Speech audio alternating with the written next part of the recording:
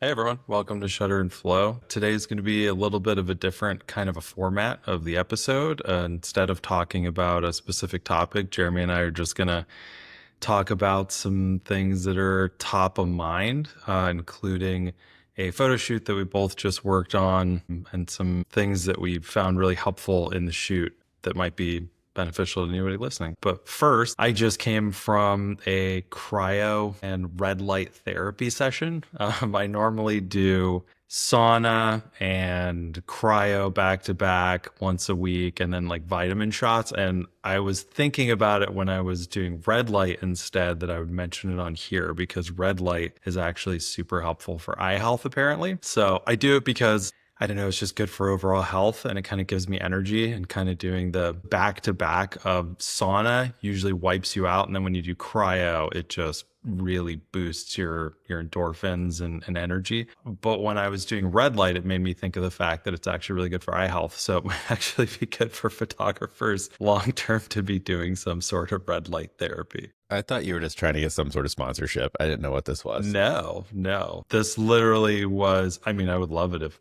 somebody gave me a bunch of free cool stuff to do. But no, have you done whole body cryo or red light or any of that stuff? No, I mean we were fortunate enough when we bought our house that our like big shower had the sauna built into it.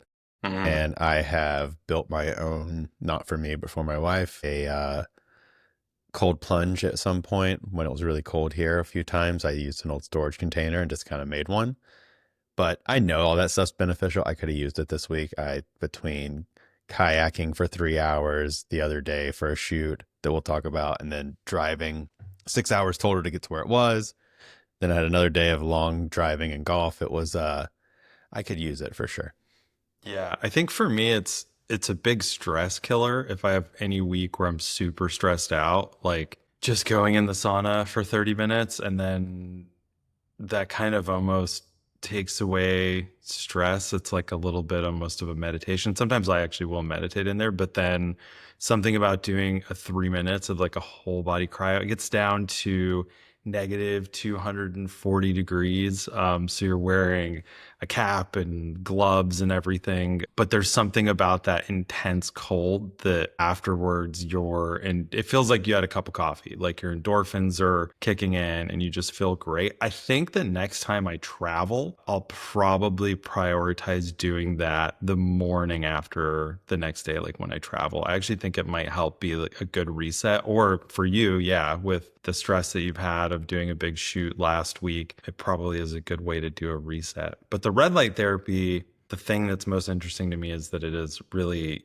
good for eye health. So apparently if you have like poor eyesight or declining eyesight as you get older, doing red light therapy will help your eyesight better. And for what we do, that's kind of important. Yeah, the number of flashes that have gone off right in my face over the years of setting up lights and everything else. I'm immune to it at this point, but I know it's not good for my eyes.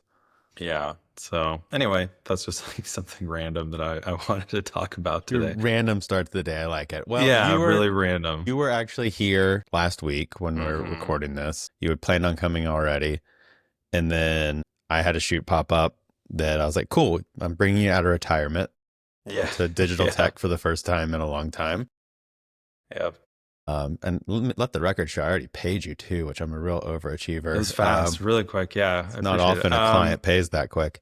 Yeah, definitely not. But yeah, it was the first time I teched in, full disclosure to anybody listening. I'm not a digital tech. I forgot how to do certain things in Capture One. Well, it's changed a lot since you Yeah, touched it last. 100%. Like I can process images or do some basic stuff, but in general, there were things that I know Capture One can do, but I had to go back and try to figure out like how do we do an overlay and things like that. Which You I got that guess you pretty could quick. talk about why we needed to do overlays and why it was so important for the shoot. Yeah, so this client, it's AJC, it's the newspaper here in Atlanta. It's a client that former colleagues from other places I've worked with for a while. They came with a campaign that they needed, so we partnered with the agency that was they are working with based out of LA, and they had drawings and sketches of what they want to do. And essentially it is 3 different ads, top and bottom, 2 different photos that work together. So it's matching up 2 images to make them work in a way where it makes sense that they're together. So I would go out and shoot. It was a whole variety of things. We had a studio day. I had a drone day. I had a kayaking day. It was a lot. I scouted airport stuff to try to get some shots that ultimately we had to license because FAA would not allow me to go onto the air runway. Big deal. So yeah, it was a fun exercise and it reminded me of going back to college a little bit where we would like get this conceptual idea and have to make it work. Yeah. It's not always just like, oh, we need this person on Seamless or this portrait of this person on location, which I do a lot of. It's like this was, okay, we have to figure out how to make these two pieces that are totally different work together. Yeah, and you and I spent a better part of an afternoon brainstorming how to shoot some of the things in the studio. And we were at a hardware store looking for ideas of how to make some of these things work. And I think with me being kind of on the post side and understanding what can be done on the post side, that I don't know how much of a benefit that was necessarily the brainstorming, but I think at least on set, and even the clients were there working with the clients a little bit, I think it was probably helpful to quickly show them a visual. We were using the overlays and capture when we were actually shooting. And then once we actually shot something that would potentially work, we were doing a really quick, rough comp to make sure that everything actually did line up well enough. And then I was sending those to the client. And I think this is something that for this kind of shoot obviously is a must. Like you have to be able to comp something together either on set or send it to maybe a retoucher that's waiting if, you know, somebody's hiring an assistant or a tech and they don't know how to do that kind of thing. And the photographer probably won't have time to do it if they know how to do it. And so I think it visually helps the client see and understand what's being shot right now so they can make some changes or decisions based off of what they're seeing. I don't know how helpful for most shoots, right? If you're just shooting a portrait, there's no reason to do something like that. But I do think for larger shoots, it's probably a good thing to understand and know how to do on set.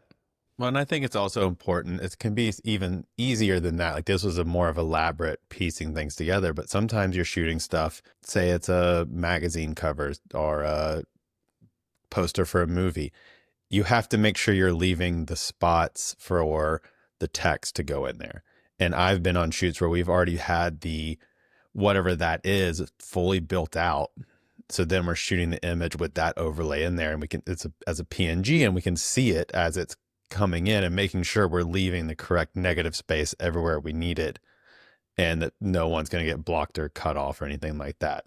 Yeah, and depending, right, if you're just shooting something on Seamless, that's so easy to build out and post some space in it. But if you're shooting anything where it's in a set or you're shooting something where like you don't Multiple want people. somebody's legs to be cut off or whatever it is, however the framing needs to be, it is helpful to on set quickly be able to do that. And I also think it was important, like I hired a food stylist and we had someone that was there. Two of our shots that we did, it was a plate of spaghetti, pasta. It wasn't actually spaghetti. It was, which one did we go with? I don't remember what pasta. Pappardelle. I just had to make you say it because you're Italian. And then this avocado cut in half and all of this. And so we had a food stylist there handling all of that. So it's not me trying to make sure it looks good or moving little things with tweezers. It's hiring the right people to do the right thing for you so you don't have to think about that. Same thing as a digital tech or getting comps together. It really made it flow a lot easier. Yeah. And like one tool that I hadn't used it on set previously when I'd worked in the past, but I wish I had because it kind of just hit me to do it this way, this go round. AirDrop. I feel like people probably don't use it enough and try to like email things back and forth. But when you're on set, it's super helpful for me to just do something on my computer and ask for whatever the other people's computer were, the clients, and be able to just airdrop them something really quick. And then for mock-up that I was sending to my partner, who's a retoucher, I basically just airdropped myself JPEGs very quickly and then sent them in a text message. It's kind of keeping it almost low tech instead of having to have a bunch of Dropbox links and all kinds of things like that set up. When you're just looking to get mock-ups and things done quickly, I don't know. It was kind of a tool that I thought, oh, this is actually super helpful to just quickly airdrop people a bunch of things. But yeah, I use AirDrop all the time. For me, so next week I'm going to NBA on TNT, games 3 and 4 of the Eastern Conference Finals. And sometimes I'm there and the social media person is with me and I get an image. They're like, oh, can I get that really quick? AirDrop, done, out the door, and I don't have to think about it. Yeah. But like you said, if this is download a Dropbox, they're trying to work on a quick turnaround, they might not do all of that. And then they'll use something not as good, is what I've learned. It was also a good exercise, like working and partnering with a agency that is giving you full sketches ahead of time. And it's an agency that it turns out I had worked with previously at my old job, and we had done a few key art things and I had worked with them, which was nice.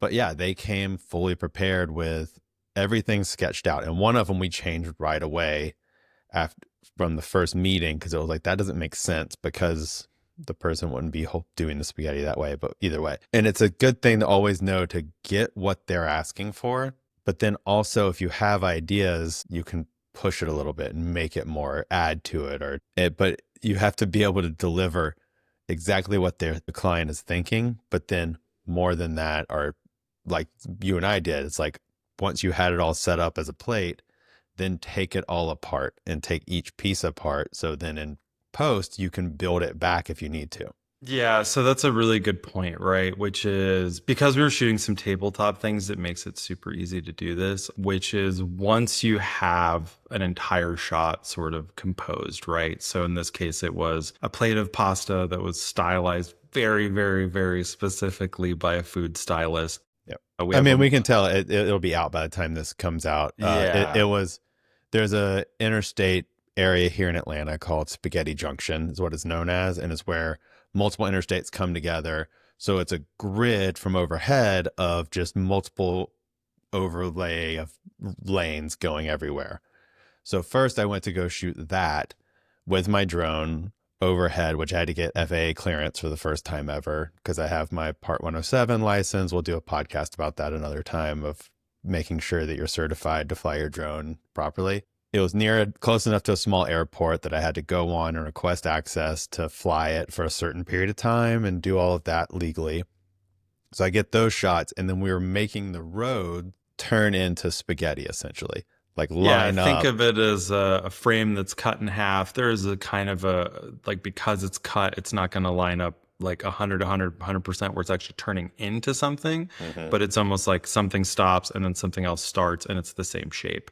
So to get those shapes and still look natural took a lot of work in studio by a food stylist. And then so going back, like think of that amount of work to get that done. And then you have a hand model holding a fork in a certain way, and you have other props on the table. And it's a lot of tweaking and moving things here and there. So once we had the shot sort of as a single shot as well as it could be done, then this is when especially me on set, I'm always like, get as many plates as you can. We made sure to shoot a plate of just the plate, right? But also we shot multiple hands, right? So we shot a lot of hands in different angles, and even removed the plate at one point, I think, or pulled it back so that there's a possibility of compositing together like the best plate that lines up correctly with the shot, and then we can kind of like put the hand in separately. Obviously, right now at this moment, we actually don't know what's going to end up being used. It could be the shot with everything in it together, but it could eventually just be kind of this like Frankenstein of like different pieces. And we did the same for the second shot, which we did in studio, which was kind of like an avocado with a whole bunch of other, like a cutting board and all this other stuff. And that one likely will be kind of have to be Frankenstein to change the shape and size of certain things in the background versus the foreground. And I think making sure that there were shots of everything separately and independently, like pull one thing out, take a shot, pull another thing out, take a shot. Eventually you reverse engineer all the way back to just the most basic thing. And then you have the ability in post-production, if the client says, can you make this these grapes small or larger, you can do that without affecting having to retouch a bunch of things. It's kind of quick. You could just make a selection and do that. So I think thinking in those terms when you're shooting in studio, if you know that there's probably going to be changes in post production, to shoot a lot of plates and think strategically in terms of layers, like what's layering on what, and like how can you manipulate some of those things in studio while you're shooting. But I think doing it in reverse, like getting your shot first so that you have the shot that you really need, what the client is expecting, can show it to them, they can sign off and say, that's great, right? Like not, oh, I guess that'll work, right? You might have to keep working on it. But once the client's like, this is what we're expecting, then you can kind of reverse engineer some stuff and make sure you shoot enough plates so that later on, if the client says, can we get this 40% smaller, but leave everything else the same, you can do that without having to think about doing any kind of reshooting or anything like that. Yeah, and it's always good to make sure to either write down or sketch your lighting in case something comes back and you have to redo whatever that is. You don't, but that you shouldn't. If you plan ahead, do it all right, have the right people, do your estimate properly so you have the right crew. It makes it where you get it the day of and everyone's happy. Because I mean, like the clients were there, they were in and out, some were there, some were not, but everyone was like, yeah, they were getting what they wanted from it. Yeah. Yeah. So And it's a, you know, I hadn't been on set in a while. I think it's nice to be on a set where there are ideas coming from everybody of how to execute something that is a little complicated, because there was also a video component to this as well. And so when you have a food stylist that's saying, this is what we can do, or this is what we can do, an assistant that's like a great assistant that has ideas of maybe we do this, or hey, don't forget that. And then the clients also feel like they have that they can also pitch ideas, right? We ended up doing a shot at the end of the day that they wanted to also try and to see if we could do it. And like them also kind of feeling like, yeah, they're being listened to and they're getting what they want and what they need. yeah, because we're there for them. That's what it really comes down to. Yeah, 100%. But having a lot of people on set that are just there to, we're here to get it done and we're here to you know, kind of be creative and try to figure this out. I think it was kind of a, you know, a stressful shoot. I'm sure for you, a stressful shoot at the time, but also like a very kind of fun, creative, different shoot. Yeah, it reminded me of being back in photo school years ago, where you're given an assignment and your job is to figure out, how do I execute this assignment as best as I can. No, I mean, honestly, it wasn't in the moment. That one wasn't very stressful because I do think if you've prepped, all the stress I always think should come on the front end of making sure you have all the props, making sure you have all the little things you need. So then it shouldn't be stressful the day of if you're doing it right. Yeah.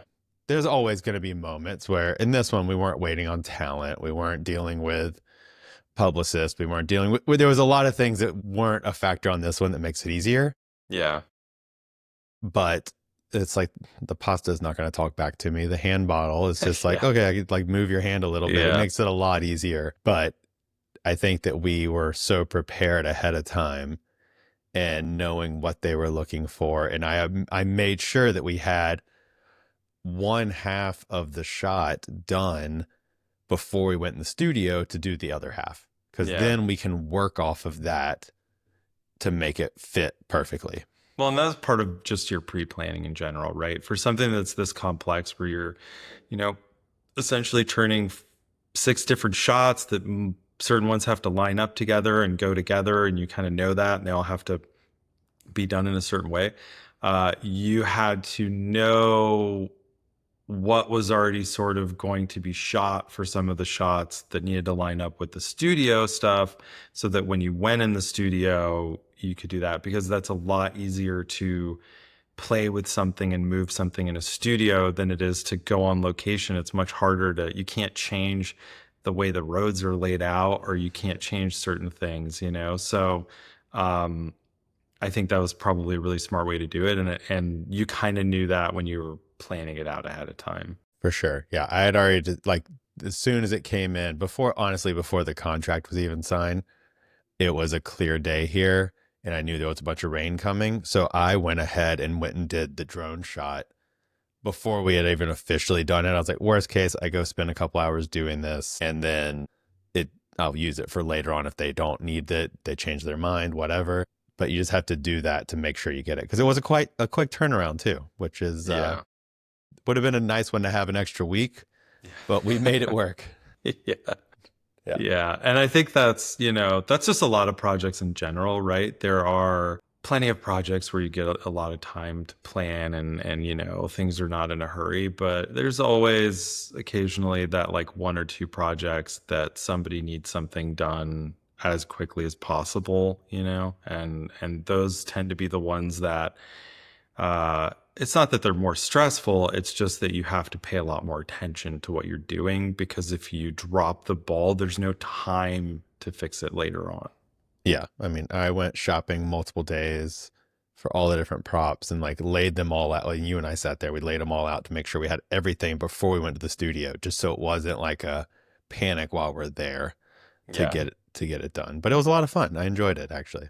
Yeah. Sometimes shoots can be like, oh, that was a lot of work and I'm exhausted, but that one was like, oh, it was a good time. Yeah. No, it went by quick. I mean, it wasn't one of those days where everyone just looks like bleary-eyed and exhausted and ready to go. And then I went kayaking down in South Georgia for the last shot, which Googling just found this spot that they basically wanted trees, like someone on a kayak and trees that are just like going off into a distance, making a perspective line. And just looking up places I could find in Georgia, I randomly found this private reserve down in South Georgia, almost to Savannah. And actually had a very lovely day paddling around that place for like 3 hours. It was like peaceful and quiet. There was no one else there. I was like, oh, this is nice. I didn't see an alligator like I thought I would. Yeah. I did almost crash my drone. I didn't tell you that part though. No, and there are a lot of alligators down there, so it's a definite possibility. Yeah, here's your drone lesson for the day.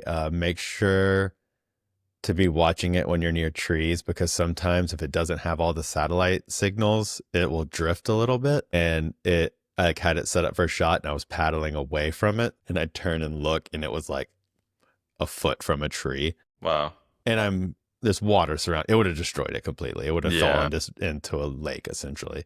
Yeah. Into the swamp. Yeah, but it survived. No problems. So yeah, it's good. Yeah, and you told me, didn't you tell me when you got back that some people went missing for a hot minute? There was like apparently one other couple that was at this place when I was there, and they fell off their kayak, and I never saw them though. Yeah, we'll assume they're okay. We'll just assume it. Somebody told you they were, so they should be fine. Yeah. But besides that, I'm just prepping everything. I got a couple shoots coming up, staying busy, and then I guess I booked travel to Virginia or something. I don't even know right now. It's a few shoots up in the air, a few confirmed, and waiting to hear about some stuff. Yeah. Well, I think this was like a fun way to do an episode. We'll probably do some more of these in the future where it's just something that we worked on and some takeaways from that kind of stuff. I promise I won't talk about red light therapy a bunch more. So I just needed to talk about it today. I bought Anna one of those red light masks that you wear. I should do that more. It's the same thing. See if it works for your eyes. I think they make one specifically for eyes, but the panels are like, they just do everything. So it seems like one day that's just going to be like, oh, all those people went blind. I wonder why. Yeah. Red light therapy. I will say the one really interesting thing about it, and we'll stop talking about it. No, you're going like total Joe Rogan now. You're going to like, because the light is so red, right? And this is your what are they called, the photosensors in your eyes sense for different colors. After about a minute you stop seeing red, and so if you open your eyes, everything looks just yellow and blue, and when they finally turn off, everything looks blue for 10 minutes and super dim, like you can't see anything. It's kind of crazy. It's really weird. Yeah, it kind of messes you up a little bit, but it's kind of fun, so try it out. Brought to you by Red Light Therapy. Yeah, brought to you by Red Light Therapy. All right. Cool. Thanks everyone for listening, and we'll talk to you soon. Talk to you soon.